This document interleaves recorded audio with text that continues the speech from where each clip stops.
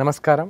అయోధ్యలో శ్రీరాముల వారి ప్రాణప్రతిష్ఠ జరుగుతున్న సందర్భంలో నేను కూడా ఒక భాగమవుతున్నందుకు సంతోషిస్తూ ఒక చిన్న స్వరపుష్పం. బంటు రీతి కొలువు ఇయ్యవయ్య రామ, బంటు రీతి కొలువు ఇయ్యవయ్య రామ, బంటు రీతి కొలువు ఇయ్యవయ్య.